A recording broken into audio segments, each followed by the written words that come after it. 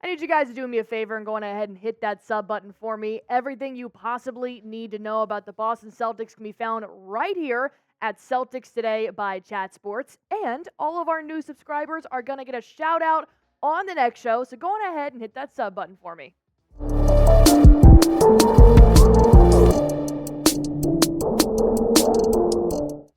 My biggest fear is coming true, and Porzingis is listed as questionable. However, there is some upside to his injury and what the longevity could be. So we're going to break down Boston's injury report on today's show. And we're also going to talk about Zach LaVine and whether or not he's going to come to the East Coast contending teams like the 76ers, the Heat, or the Boston Celtics. But first, I want to talk about Porzingis. Porzingis was listed as questionable for tonight's game versus the 76ers. He's got a knee contusion. He said that he suffered it against the New York Knicks when Julius Randle hit him. And Jaylen Brown is also listed as questionable. He's got some COVID-like symptoms, so not necessarily an injury, but we do hope he gets better soon. But thankfully, Neemias Queta was also listed as questionable. He's been listed as out the past 11 games. So this is a big step forward, and hopefully he gets some minutes tonight. And also, thankfully, Joel Embiid is listed as questionable. So if Porzingis is out, it's only fair that Embiid is. Tobias Harris probable, and Kelly Oubre, since being hit with a car, he's still out. But Porzingis did give an injury update, and he said, I just got hit right there in the knee. It was like a contusion. Nothing too serious, but it's a bit stiff. That's another thing. Medical staff, they want to be smart about these things. It's the most important thing in the world that towards the end of the season, that's when we need to be healthy and playing our best, and that's what they're making sure of. This is music to my ears. I love that Kristaps Porzingis is really thinking about the future of the Boston Celtics franchise in the sense that, look, you don't want Porzingis to be out, ever. But it's going to happen. Injuries are a part of the game. But if Porzingis is going to be out for one regular season game, yes, it's a tough blow that it's against the 8-2 Philadelphia 76ers, but I'd rather him sit out tonight on a random Wednesday than in Game 7 in the Eastern Conference Finals with a season-ending injury. Knee contusions happen. It is what it is, and I hope he gets better, but I hope he sits out if he needs more rest. Because Porzingis is a difference maker. We've seen this time and time again. On offense and on defense, he's averaging 20 points per game this season.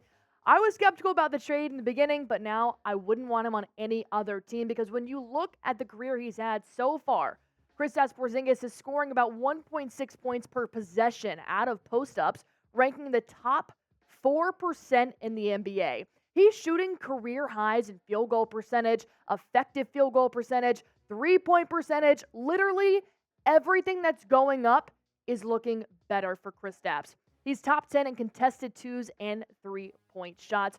Kristaps Porzingis, I am so glad you're a Boston Celtic. I can't even begin to tell you. But it does make me a little nervous about the center depth. You guys know how I feel about Luke Cornett. This guy is a bum, or as Rolly would say it, a scumbag. Neemias Queta, I want him to have his shot, but he's been hurt so far, so I think that Neemias will eventually go above Luke Cornett. That's my dream. And then Nathan Knight's playing up in Maine, so he's really not a contender here. But Al Horford, he's great, but he's 37. So if Porzingis truly is out with an injury for a long period of time, these four players, they do concern me just a little bit. But ultimately, what is your level of concern with the Celtics center depth? I know I've read your comments. You guys want a big. You want a contender like somebody like Andre Drummond to be a backup center. But this is what the C's are working with right now. So put it in the comments. Scale it 1 to 10. How nervous are you about the Celtics bench? And while you guys are doing that, let's talk about Prize Picks. It is our sponsor on Celtics Today. It's my favorite daily fantasy sports app. I check this when I wake up and before I go to bed. And if you want to play along with me, all you have to do is pick between 2 to 6 players, their projected stats, and just click more or less. You can do this for the NBA, the NFL, MLB. There are so many categories to choose from, and you can combine your picks. I do have Jason Tatum scoring more than 29.5 points because he's the GOAT. And you got Donovan Mitchell and Damian Lillard having more than 6 three-point shots made. I love these combination picks. They're my go-tos, but I want to see yours. All you have to do is go to prizepicks.com/CLNS. Use promo code CLNS for a first-time deposit match up to $100, and you can win up to 25 times your money on any entry. Well, Shams did tweet this. He said that teams are currently looking at the availability of Bulls two-time All-Star Zach LaVine. That's right. Zach LaVine trades are going around the NBA right now, and the Boston Celtics could possibly be in talks because he's a great guard. There's no doubt about that. When you look at Zach LaVine his last 4 seasons, 24 points per game through 2 years, 27. Obviously, he was shooting his best about 3 years ago. And Rolly even did one better. He pulled out stats that are going on right now in this season. He's averaging 20 points per game this year. He's shooting his worst right now. But I don't think that's actually a credit to Zach LaVine. I think it's a credit to where he's playing. I think his talents are being wasted in Chicago, so naturally trade talks are coming up. He's a great shooter. He's a great guard. He's really efficient on defense. So could he be a good fit for somebody like the Boston Celtics team? Well, let's look at LaVine trade that's been going on right now. There have been interests from the Miami Heat and the 76ers. Whether or not he's going to be in a green jersey this year for the Celtics, if he does end up on a contending team in the East, that's going to be pretty dangerous because the 76ers are already 8-2. They're number 1 in the Eastern Conference right now. So if you had somebody like LaVine, well, they recently upgraded their assets so they could definitely get LaVine if they needed to, and they're looking to refill Harden's shoes since they shipped him out west to the Clippers.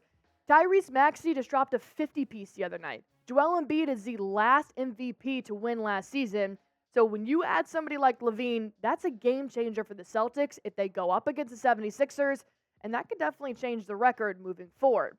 I do not want LaVine on a contending East team. Stay with the Bulls if you're not coming to the Celtics, or go out west. I think he would be too lethal on the Miami Heat. I think he'd be too lethal on the 76ers. And I think he'd be really good on the Celtics, but I like our team so far. But ultimately, it's not up to me.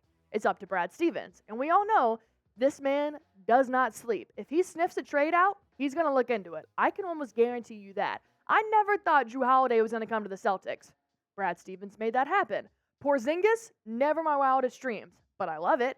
So I guarantee you Brad Stevens has looked into this, and we've seen he'll ship out players to make room for more. We saw it with Marcus Smart and Robert Williams, so I wouldn't be surprised if LaVine came to the Celtics, but I don't think he's the right fit. And he agrees. The Celtics aren't even a top team on the radar right now. There's a lot of different teams, some in the West, some in the East, but ultimately not up north with the Celtics. When we do take a look at the top contenders for Zach LaVine, the Lakers, of course, the 76ers, and the Miami Heat, which I already said, it's a little suspicious for the Celtics, and the Golden State Warriors and the Sacramento Kings. So 3 teams in the West, 2 in the East. Ultimately, I want you to go as far away from possible. I like how he plays. I love him as a player. I feel bad for him with the Bulls right now. They're just not a winning franchise. But ultimately, I am doubtful he will end up in Boston. And I'm okay with that, to be honest. I would think we would have to give up way too much to have a player like Zach LaVine come in. While it would be great, we have one of the best starting 5s in the league right now. Why mess that up? Because if you look at a possible trade scenario that would work, Zach LaVine is $40 million a year, which means you'd have to give up Jrue Holiday, who's about $36 million a year, and he can't even be traded until December, so there's really no point even looking at it. And then you got to get rid of PP. We love PP. He's about $4 million a year, so that's way too much to give up for Zach LaVine. I'm not even considering this trade right now. Is it worth it? Flat out, no. I'm not doing it, Brad Stevens. I'll tell you right now, don't do it or we're going to have some issues. But my opinion doesn't matter. I do want to hear from you guys. Should Boston pursue a LaVine trade? Type Y for yes, type N for no. I'm going flat out N-O. Love you, LaVine. Mean it, but please don't step anywhere near Boston. Do not mess up what they've got going on right now. Which, please subscribe to the Celtics Today channel. They do play the 76ers later tonight at 7:30 p.m. Eastern Time. I will be back with a short a little bit later and hopefully with a Celtics dub.